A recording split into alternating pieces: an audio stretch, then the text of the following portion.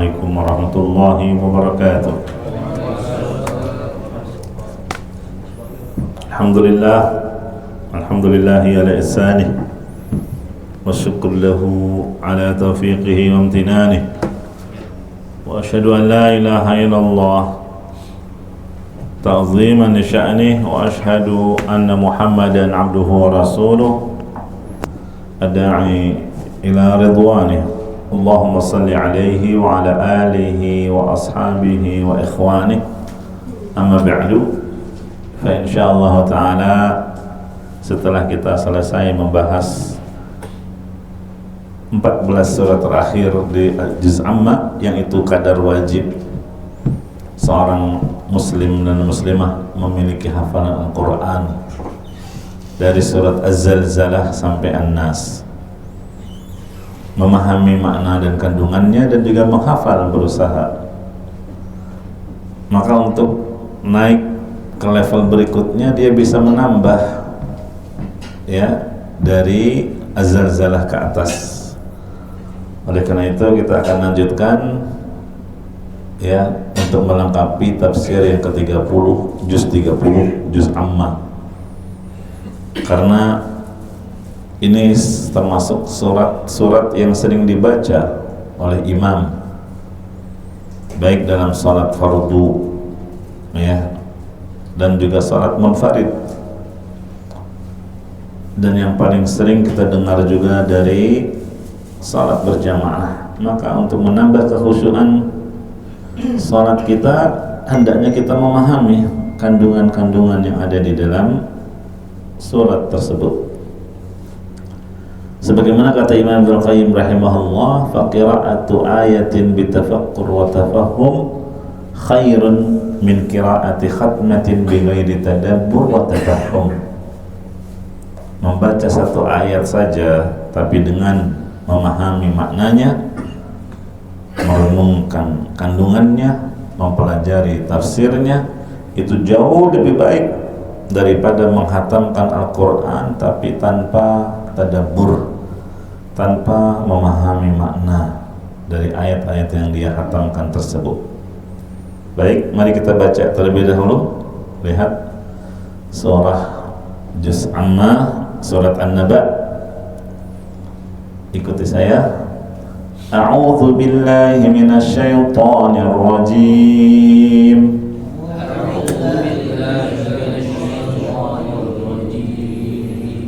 Bismillahirrahmanirrahim.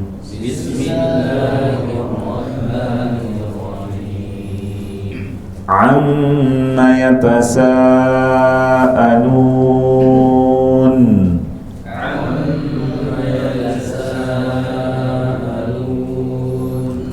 Anin naba'il azim. Alladzi hum fihi mukhtalifun.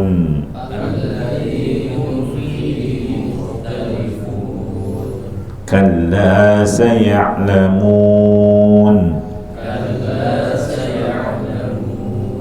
Thumma kalla saya'lamun.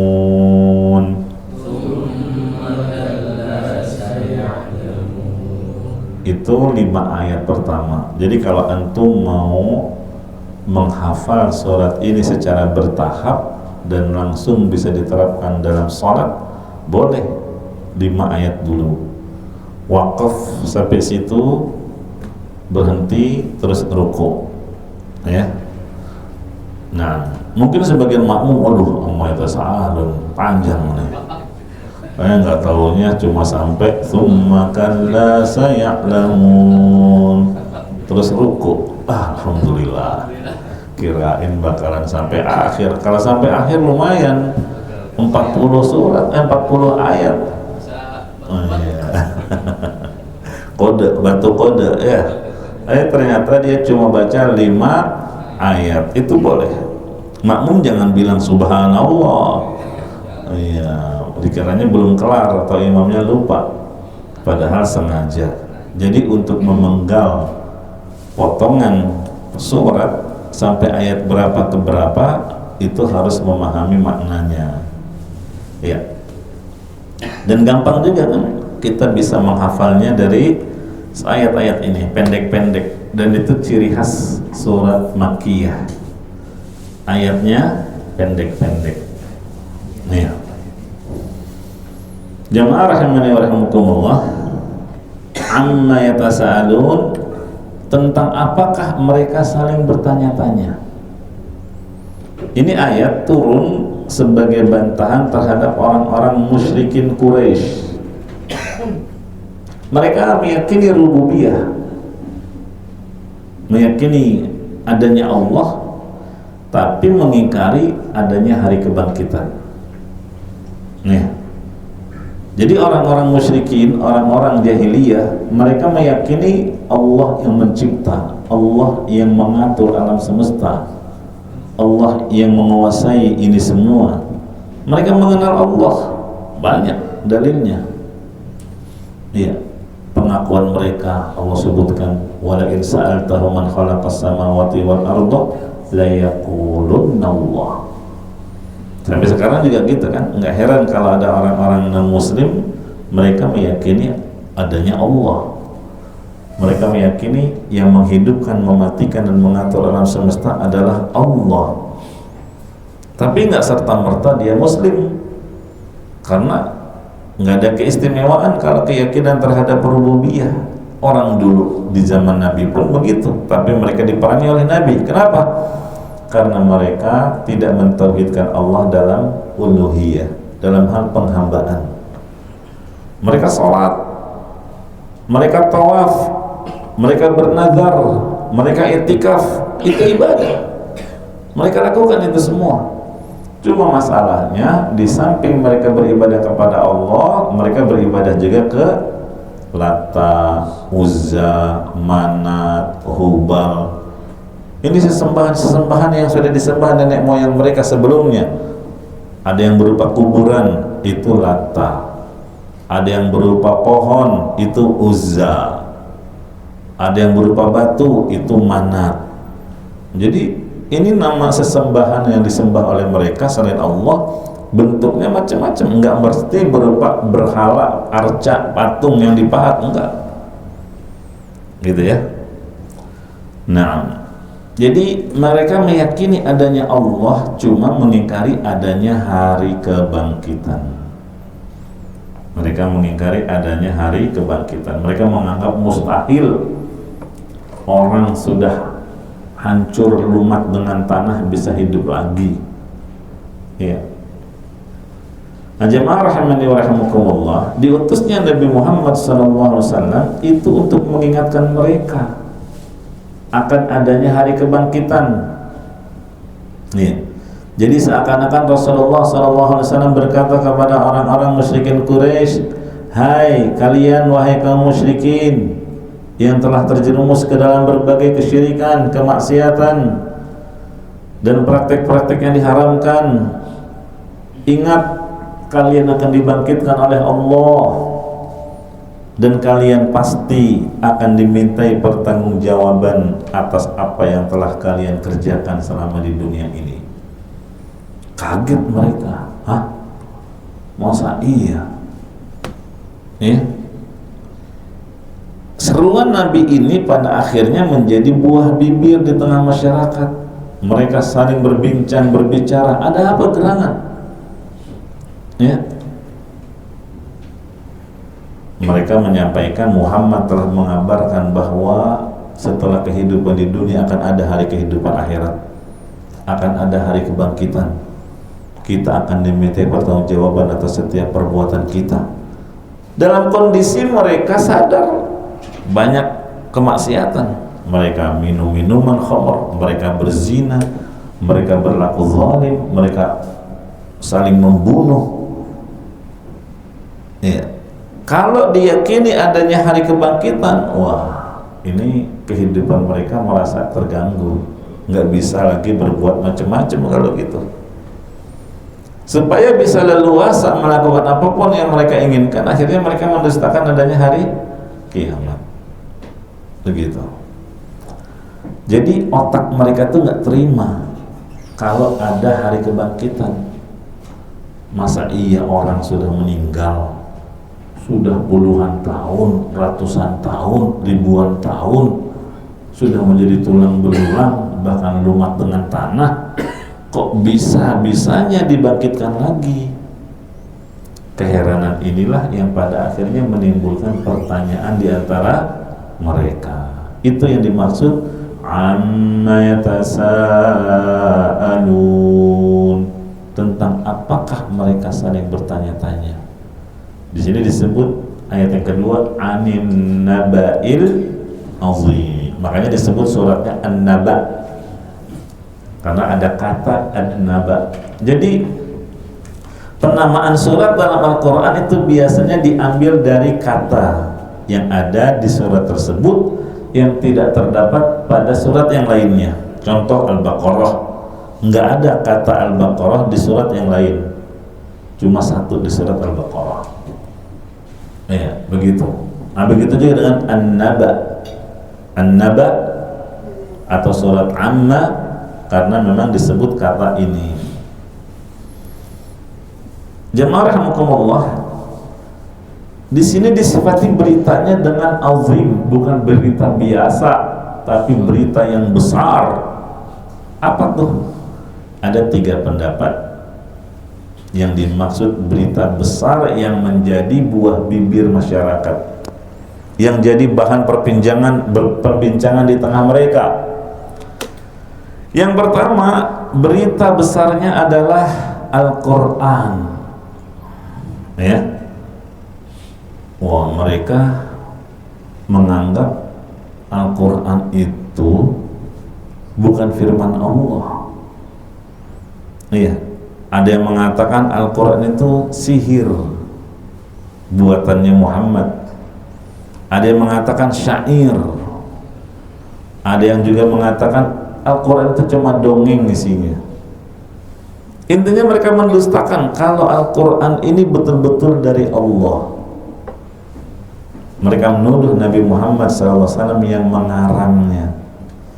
Padahal mereka tahu kalau Nabi Muhammad buta huruf, nggak bisa baca tulis. Ya. Bahkan Allah tantang, kalau Muhammad saja yang begitu keadaannya bisa membuat Al-Quran, coba kalian yang jago bahasa Arab, jago sastra, kan kalian pandai membuat bait-bait syair, coba bikin satu surat yang semisal dengan Al-Quran. Ternyata nggak ada yang mampu. Ya, ini yang pertama yang menjadi berita besar di tengah masyarakat tentang Al-Quran sebagai kalamullah, firmannya Allah. Pendapat yang kedua, An-Naba al-Azim, yang dimaksud adalah kerasulan Nabi Muhammad SAW. Mereka mengingkari kalau Nabi Muhammad SAW itu adalah utusan Allah. Sampai mereka bilang, emang nggak ada orang lain? Kok kamu yang dipilih?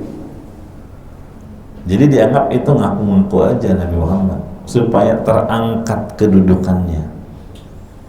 Ya. Sampai mereka bilang apa? Kalau Allah ingin mengirim utusannya, pasti akan dia kirim malaikat, bukan orang yang makan sama seperti kita, jalan-jalan di pasar. Intinya begitu pengingkaran mereka. Ya. Walaupun sebenarnya mereka mengenal Nabi Muhammad SAW demikian baiknya, bahkan diberikan gelar Al-Amin, orang yang sangat amanah, terpercaya, tapi kaget mereka, nggak menduga kalau Nabi Muhammad menyatakan dirinya adalah utusan Allah. Ini yang kedua yang mereka dustakan.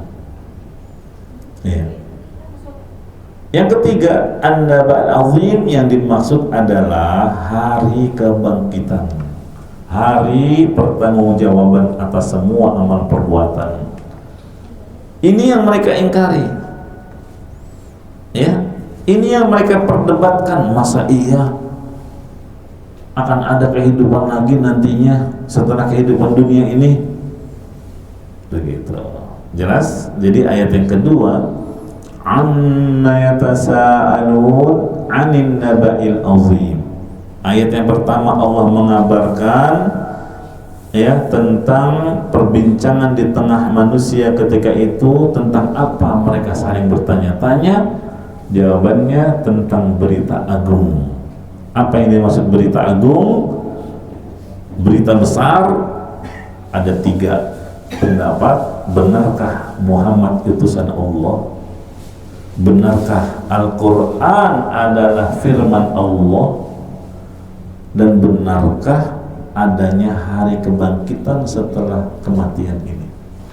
Itulah 3 pendapat tentang An-Naba' Al-Azim alladzi hum fihi mukhtalifun, yang mereka berselisih pendapat tentangnya. Lihat ya, jadi ada yang sekedar menyangka ada hari kebangkitan tapi nggak sampai yakin. Ada yang meyakini adanya hari kebangkitan, itulah orang-orang yang beriman. Ada juga yang benar-benar mengingkari, yaitu orang-orang musyrikin Quraisy, ya, lalu membodoh-bodohkan orang yang mengatakan adanya hari kiamat, adanya hari kebangkitan, karena mereka anggap itu hal yang mustahil, gitu ya. Nah, Allah pun membantah persangkaan mereka. Kalla saya'lamun thumma kalla saya'lamun. Jadi Allah membantah prasangka mereka di 2 ayat ini. Sekarang mereka boleh mengingkari, bisa mengingkari, tapi kelak mereka akan melihat dengan mata kepala sendiri bagaimana mereka akan dibangkitkan setelah mati. Mereka akan menyaksikan bagaimana dahsyatnya hari kiamat. Begitu. Jadi seakan-akan Allah menyatakan, mana akal kalian wahai musyrikin? Ya, apakah kalian menyangka kehidupan ini akan sirna begitu saja? Apakah kalian menganggap tidak ada hari kebangkitan, tidak ada hari pembalasan atas amal perbuatan? Iya. Kalian kan mengakui adanya Tuhan Allah. Kalian mengakui itu. Allah yang menciptakan alam semesta, Allah yang mengaturnya, Allah yang menguasainya. Kalian kan percaya adanya pencipta. Tapi kenapa kalian mengingkari adanya hari kebangkitan? Apakah kalian kira Allah yang menciptakan alam semesta ini hanya menciptakan begitu saja tanpa ada pertanggungjawaban? Apakah kalian kira Allah tidak akan membedakan mana yang zalim dan mana yang dizalimi, mana yang baik, mana yang jahat, mana yang beriman, mana yang kafir? Apakah kalian mengira Allah akan menyikapi mereka sama tanpa membedakan? Sungguh ini pemikiran yang konyol, ya kan?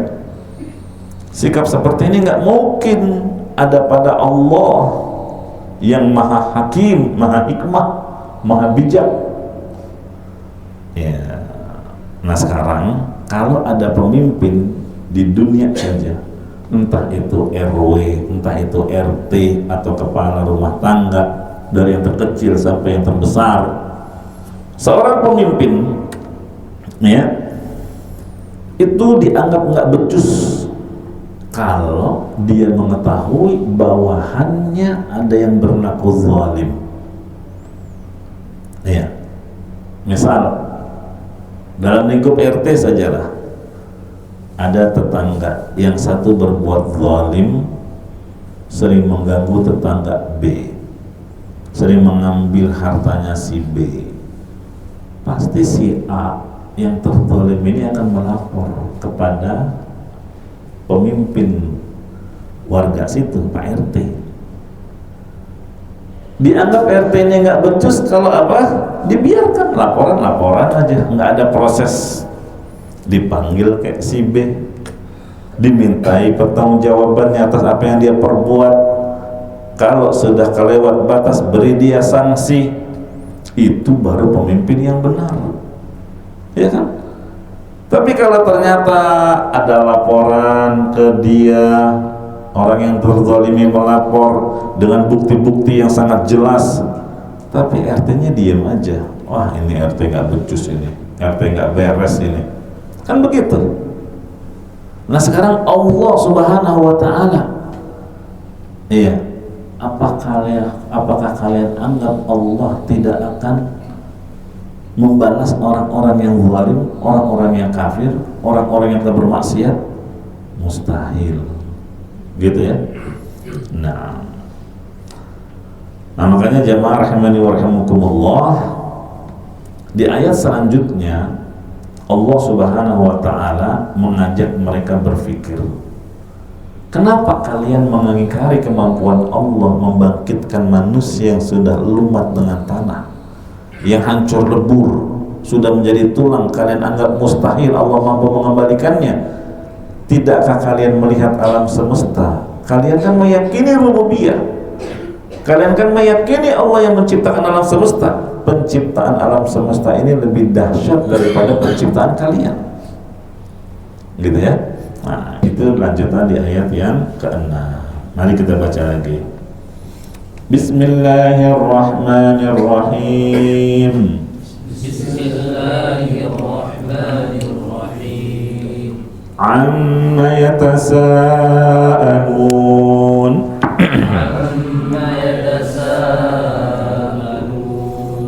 Anin naba'il azim. Alladhi hum fihi mukhtalifun. Baik, sekarang kalau dengar ayat ini kita sudah paham. Ini yang terjadi setelah Allah mengutus Nabi Muhammad berdakwah. Ya, Nabi Muhammad SAW dalam dakwahnya mengabarkan 3 hal, berita besar yang menjadi buah bibir di tengah masyarakat. Yang pertama, akan adanya hari kebangkitan. Kalian hidup di dunia jangan macam-macam, jangan berbuat semena-mena, seenaknya saja, berbuat zalim, ya, kalian akan mempertanggungjawabkan dari setiap perbuatan kalian, gitu. Akan ada hari kebangkitan. Yang kedua, Nabi menyampaikan bahwa apa yang dia kabarkan ini datangnya dari Allah berupa Al-Quran, ya. Sebagaimana Allah telah menurunkan Taurat, Injil, Zabur, sekarang Allah turunkan Al-Quran, penyempurna dari kitab suci sebelumnya. Dan yang ketiga, Nabi mengabarkan bahwa dirinya adalah utusan Allah. Terus mereka mendustakannya. Artinya apa? Alladzi hum fihi mukhtalifun. Mereka berbeda pendapat. Ada yang meyakininya, itulah kaum muslimin, mukminin. Ada yang mengingkarinya, itulah orang-orang kafir.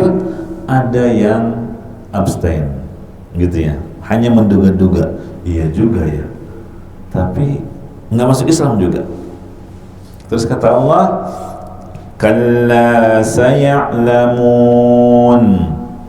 Ikuti. Kalla saya'lamun.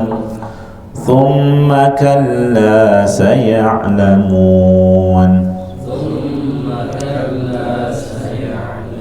Nah ini bantahan dari Allah. Sekarang bisalah mereka, betul sekarang mereka mengingkari itu semua, tapi nanti pasti mereka akan mengetahui, melihat dengan mata kepala sendiri apa yang selama ini mereka dustakan ternyata benar adanya. Mereka mendustakan hari kiamat, oh ternyata benar, kiamat ada.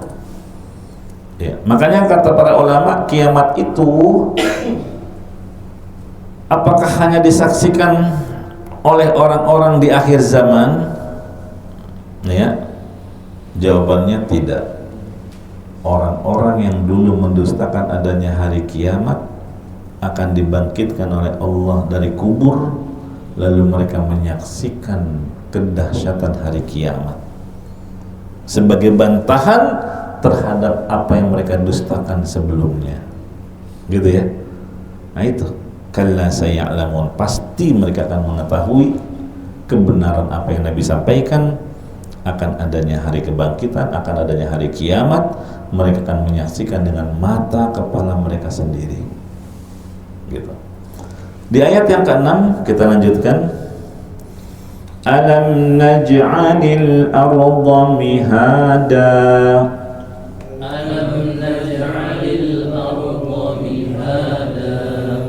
wal jibala autada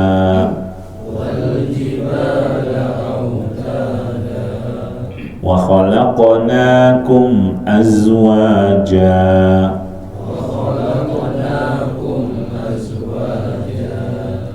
wa ja'alna nawmakum subata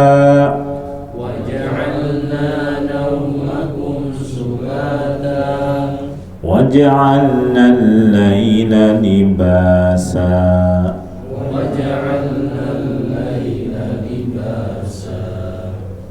Ini ayat membantah mereka terkait dengan kemampuan Allah membangkitkan manusia yang telah mati. Ya, jadi seakan-akan Allah mengajak mereka berpikir, kalian kan meyakini rububiyah. Ya, orang-orang musyrik itu meyakini rububiyah. Apa itu rububiyah? Keyakinan Allah yang menciptakan alam semesta, Allah yang mengatur alam semesta, Allah yang menguasainya. Nah, kalau kalian mengakui itu semua, Allah yang menciptakannya, berarti mengulangi penciptaannya itu lebih mudah. Itu menurut logika kita ya. Jadi kita disuruh membuat sesuatu yang tanpa ada contoh sebelumnya. Itu kan lebih sulit daripada kita membuat sesuatu yang ada contohnya, atau hanya mengembalikan sesuatu yang pernah ada. Kan lebih mudah menurut logika manusia. Jadi Allah ngajak berpikir secara logika manusia, walaupun bagi Allah sama aja. Bagi Allah sama aja, nggak ada yang sulit menciptakan yang baru atau mengulang sesuatu yang sudah hancur padahal sebelumnya pernah ada, diulang supaya ada lagi, sama mudahnya bagi Allah. Tapi kalau menurut logika kita, ya bedalah. Mengulang sesuatu yang pernah ada itu lebih mudah daripada membuat sesuatu yang nggak pernah ada contoh sebelumnya, gitu ya. Nah, alam naj'alil arda mihada, bukankah kami telah menjadikan bumi ini sebagai mihada, maksudnya tempat yang sudah Allah persiapkan untuk kalian hidup padanya. Mihada itu dipersiapkan, ya. Jadi Allah sudah mempersiapkan semua hal yang dibutuhkan manusia dan jin untuk bisa hidup di dunia ini, ya. Ada buah-buahan, ada sayuran, ada air, apapun yang dibutuhkan oleh manusia Allah persiapkan. Ini nikmat dari Allah yang luar biasa, ya. Nah, kalau Allah mampu menciptakan bumi yang demikian hebat ini, itu perkara mudah, maka membangkitkan kalian juga mudah bagi Allah. Apa susahnya? Ya. Wal jibala autada. Nah, sekarang diajak berpikir lagi, coba gunung itu kan kalian tahu manfaatnya sebagai pasak supaya bumi ini gak goyang terus. Pasak itu ibarat apa ya, kalau kita bikin tenda, ya, kemah yang tengah tiang terus ada tali-talinya. Untuk mengikat tali-tali ini butuh pasak, biasanya dari bambu, kayu, atau kalau sekarang besi. Besi yang ditancapkan di paku itu yang masuk ke dalam 2/3, yang muncul di permukaan cuma 1/3, lebih banyak yang masuk ke dalam. Gunung itu begitu.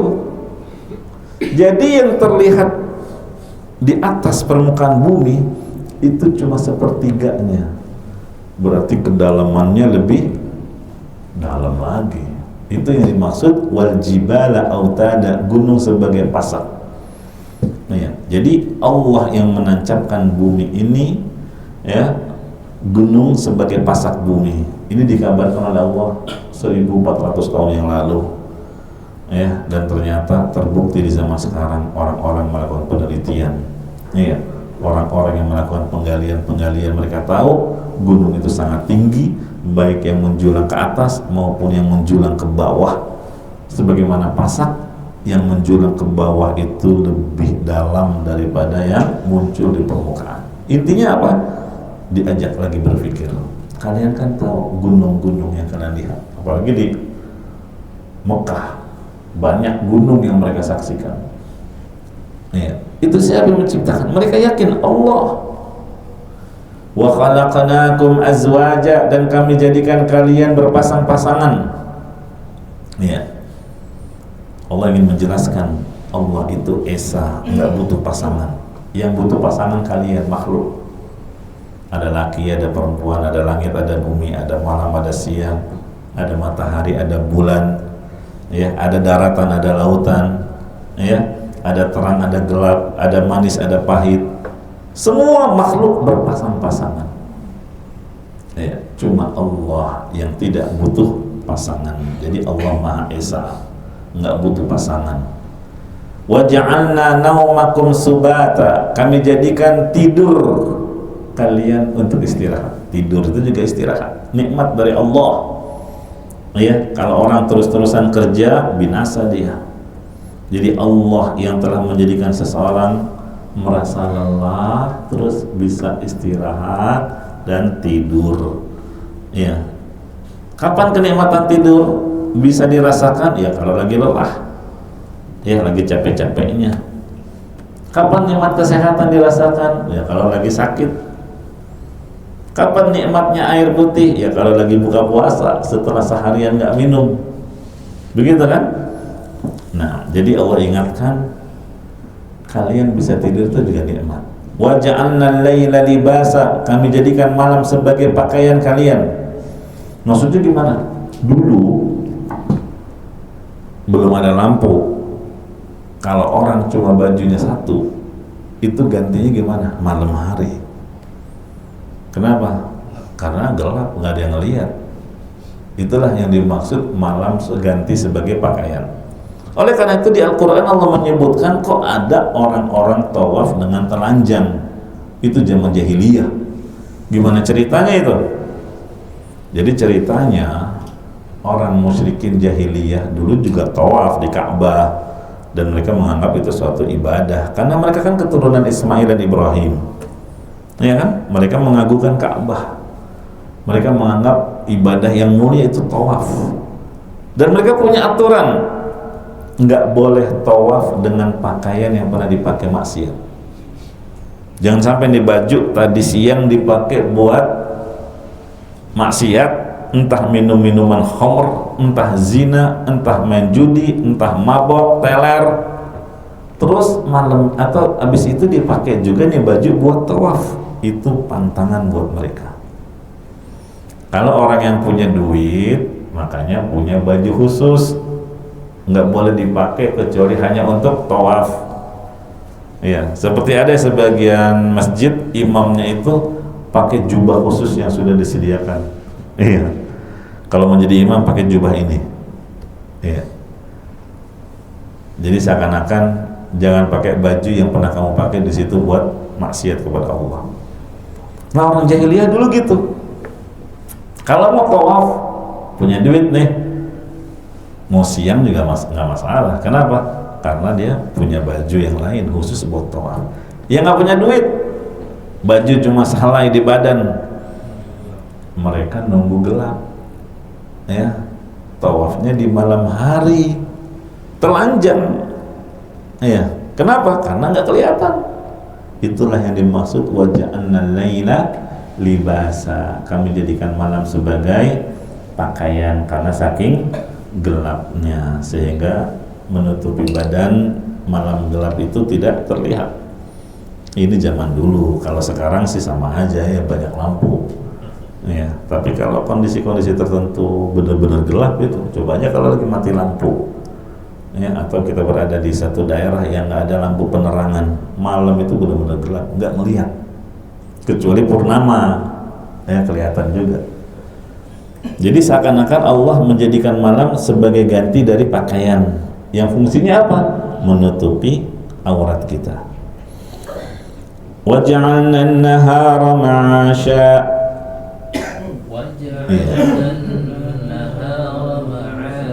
Baik, kita baca lagi dari ayat yang ke-8. Wa khalaqnakum azwaja.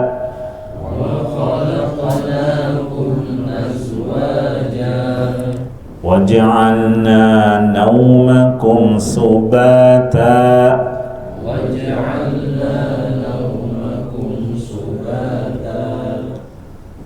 Jadi Allah di sini mengingatkan nikmat-nikmatnya ya. Bumi sebagai hamparan, gunung sebagai pasak sehingga nggak banyak gerak. Allah menciptakan kalian berpasangan karena hidup manusia di dunia tanpa pasangan pasti itu nggak nyaman. Nabi Adam saja tinggal di surga yang penuh dengan kenikmatan tetap merasa sepi sampai Allah ciptakan pasangannya yaitu Hawa, baru terasa bahagia. Lanjut, wabanaina bukan situ ya. Waj'alna naumakum subata. Waj'alna naumakum subata. Waj'alna al-laila libasa. Waj'alna al-laila libasa. Nah, ini tadi kita sudah sebutkan, kami jadikan malam sebagai pakaian. Artinya kalau malam itu gelap sehingga fungsinya bisa seperti pakaian yang bisa menutupi aurat kita. Selanjutnya, waja'alna an-nahara ma'asha. Waja'alna an-nahara ma'asha. Nah, jadi kalau malam buat istirahat, kalau siang buat mencari ma'isyah. Ini sunnatullah. Ya. Siapa yang membalik sunnatullah ya sudah ya, jadi dibalik gitu. Siang buat tidur, malam buat kerja.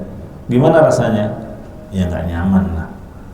Ya, akan terganggu kesehatannya. Ya, karena sunnatullah siang buat cari ma'isyah, malam buat istirahat. Iya. Makanya nikmat kalau bisa seperti itu. Tapi jangan kemudian berpendapat, oh kalau gitu nggak boleh lo kerja malam-malam, bertentangan dengan ayat ini. Karena Allah mengatakan cari ma'isyah itu siang, nggak boleh malam. Ya kalau sifatnya sesekali, apalagi karena sudah diatur oleh tempat dia bekerja, ada shiftnya, ya kan? Gimana lagi shift malam? Ya nggak apa-apa, bukan berarti ini hukum akan keharaman bekerja di malam hari. Ada sebagian orang berpendapat gitu ya. Nah, memang ini sunnatullah. Pada asalnya siang buat beraktivitas, malam buat istirahat. Coba kalau antum balik, ya nggak nyaman. Ya, walaupun siangnya tidur lebih panjang, lama juga, durasinya sama dengan tidur malam, beda. Bangun tidur siang kalau kelamaan yang ada malah apa? Lemes. Beda kalau bangun tidur di pagi hari dari tidur malam, waduh, bangun-bangun badan terasa seger, kayak habis kecas gitu ya. Nah ini ternyata Allah ingatkan kalau malam buat istirahat, siang untuk cari ma'isyah, ma'isyah. Lanjut. وَبَنَيْنَا فَوْقَكُمْ سَبْعًا شِدَادًا. وَبَنَيْنَا فَوْقَكُمْ سَبْعًا شِدَادًا. Allah menyuruh kita memperhatikan langit. Ya, kami bangun di atas kalian 7 langit yang kokoh. Yang baru kelihatan itu langit pertama. Itu aja udah luar biasa. Ya. Nah, untuk sampai ke langit kedua butuh perjalanan waktu yang sangat lama. Belum lagi langit ketiga, langit keempat, terus sampai langit ketujuh. Sebagaimana Nabi SAW pernah melakukan dalam peristiwa Mi'raj, Isra dan Mi'raj. Ini menunjukkan betapa luasnya kekuasaan Allah. Allah mampu menciptakan langit 7 lapis. Masa untuk mengembalikan kalian dari kubur Allah nggak mampu? Gitu. وجعلنا سراجا وهاجا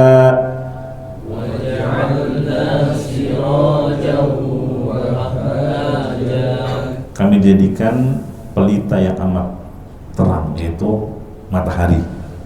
Di sini disebut wahaja, mengandung panas. Itulah matahari. Ya, matahari tidak disebut nur. Ya, beda dengan bulan. Bulan disebut nur, cahaya tapi nggak mengeluarkan panas. Oleh karena itu, ulama diibaratkan seperti bulan yang bisa memberikan penerangan tapi enggak panas. Kenapa nggak diperumpamakan dengan matahari? Kan cahayanya lebih terang. Karena matahari panas. Jadi ulama itu harusnya bisa memberikan penerangan tapi tidak membuat panas. Gitu ya. Nah, ini menunjukkan apa? Betapa detailnya Al-Quran. Ya, Masya Allah. Sampai dibedakan antara kata per kata. Wa anzalna minal mu'sirati ma'an thajjaja. Wa anzalna minal mu'sirati ma'an thajjaja. Ay nukhrija bihi habban wa nabata.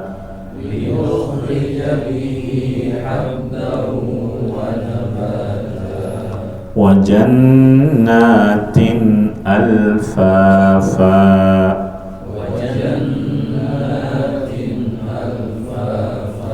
Nah, itu yang keduanya. Jadi rakaat pertama lebih pendek, rakaat kedua lebih panjang, gitu ya. Kalau mau memenggal boleh. Rakaat pertama hanya 5 ayat, rakaat kedua dari ayat 6 sampai 16.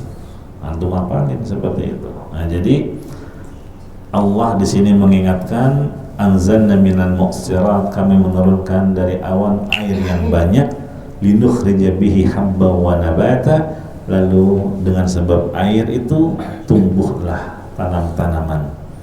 Ya, wa jannatin alfafa, kebun-kebun yang lebat. Di sini Allah ingin memberikan perumpamaan. Kalian kan tahu, ketika kemarau panjang banyak tandus, ya kan, nggak ada tanaman, tanah kering kayak Saudi tuh. Coba lihat kalau musim panas, gunung-gunung ya coklat semua. Tapi nanti begitu datang turun hujan, musim hujan, itu berubah menjadi hijau. Ya, Allah turunkan air, kemudian tumbuh tanaman. Cuman kadang sering, wah, tanda kiamat sudah dekat. Kenapa? Arab Saudi sekarang sudah hijau. Padahal ya emang lagi musimnya. Ya, nanti juga berapa lama, berapa bulan datang musim panas, hilang lagi tuh hijaunya jadi coklat. Lah terus yang dimaksud katanya tanah Arab menjadi hijau itu tanda kiamat gimana? Gitu kalau sudah permanen kayak di kita di Indonesia. Ya, hijau terus. Ya, nggak pernah berubah lagi jadi coklat. Nah, itu.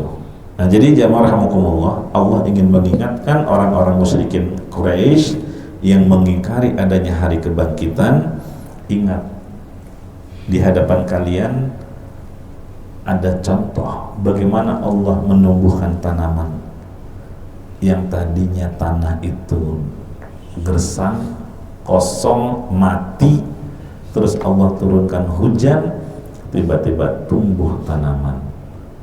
Begitulah nanti di hari kiamat, ya, kalian ada di dalam kubur, Allah turunkan air dari langit yang seperti air mani. Air mani ini masuk ke celah-celah bumi, mengenai sisa jasad kalian, lalu kalian pun tumbuh bangkit dari kubur. Begitu ya, itu yang dimaksud dalam ayat-ayat yang tadi kita bacakan. Demikian yang bisa kita bahas, 16 ayat dulu. Insyaallah kita lanjutkan pada pertemuan berikutnya biidznillah ta'ala. Ada pertanyaan? Silakan kalau ada pertanyaan. Nggak ada. Alhamdulillah. Berarti paham ya, gampang. Karena tujuannya ya kita bisa memahami ayat-ayat yang kita baca. Ya, berusaha antum menambah hafalan. Oh, ternyata menambah hafalan itu nggak berat. Iya, dikit-dikit aja dulu. Surat-surat pendek. Amma yatasa'alun 'anil naba'il 'azim alladzi hum fihi mukhtalifun. Ini udah tahu artinya. Oh, jadi berbicara tentang ini gitu ya. Kalla saya'lamun, thumma kalla saya'lamun. Sekarang mereka mengingkarinya, tapi nanti pasti mereka akan melihat apa yang mereka ingkari itu. Gitu ya. Baik. Demikian.